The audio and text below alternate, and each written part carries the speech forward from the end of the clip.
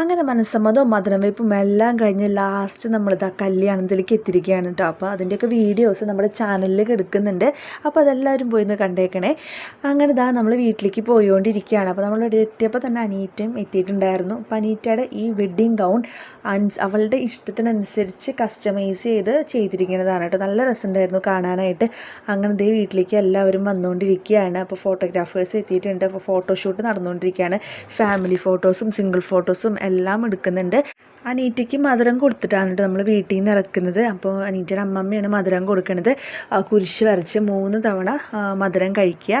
അപ്പോൾ അത് കഴിഞ്ഞ് പ്രാർത്ഥനയുണ്ട്. അതെല്ലാം കഴിഞ്ഞിട്ട് നമ്മൾ വീട്ടിൽ നിന്ന് ഇറങ്ങും. അപ്പോൾ പ്രാർത്ഥനയൊക്കെ കഴിഞ്ഞതിന് ശേഷം അനീറ്റ ഓരോരുത്തർക്ക് സ്തുതി കൊടുക്കുകയാണ്.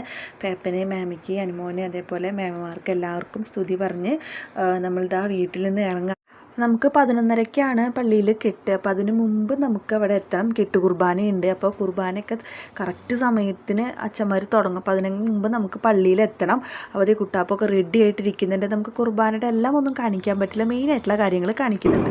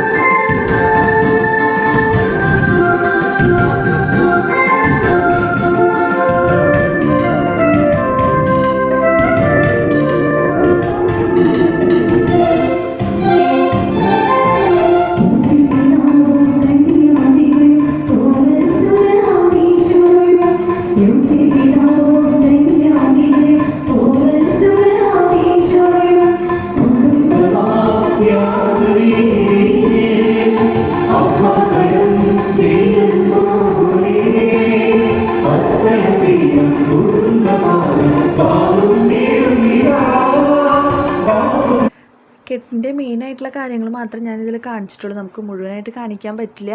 അപ്പോൾ കെട്ട് കഴിഞ്ഞു, മന്ത്രോടി കൊടുക്കൽ, റിങ് എക്സ്ചേഞ്ച് എല്ലാം കഴിഞ്ഞിട്ടുണ്ട്. ഇതാണ് നമ്മുടെ മെയിൻ കാര്യങ്ങൾ. അപ്പോൾ അത് കഴിഞ്ഞിട്ട് പള്ളിയിൽ വെച്ചിട്ട് അച്ഛൻ്റെ കൂടെ നിന്നിട്ട് അവർ ഫോട്ടോസ് എടുക്കുകയാണ്. ഫാമിലി ആയിട്ടും കപ്പിൾസായിട്ടും അവിടെ നിന്ന് അച്ഛൻ്റെ അടുത്ത് നിന്ന് ഫോട്ടോ ഒക്കെ എടുക്കും കേട്ടോ. അപ്പോൾ അതൊക്കെ ഒരു വിധത്തിൽ കഴിഞ്ഞു. ഇനി അവർ വിവാഹ രജിസ്റ്ററിൽ പള്ളിയിൽ വെച്ച് ഒപ്പിടുന്നതാണ് ഇപ്പോൾ കണ്ടുകൊണ്ടിരിക്കുന്നത്. അതും നമുക്ക് ഒരു ചടങ്ങ് തന്നെയാണ് കേട്ടോ. അങ്ങനെ പള്ളിയിലത്തെ എല്ലാ ചടങ്ങും കഴിഞ്ഞിട്ടുണ്ട്. ഇനി നമുക്ക് എല്ലാം ഉള്ളത് ഹാളിലാണ്.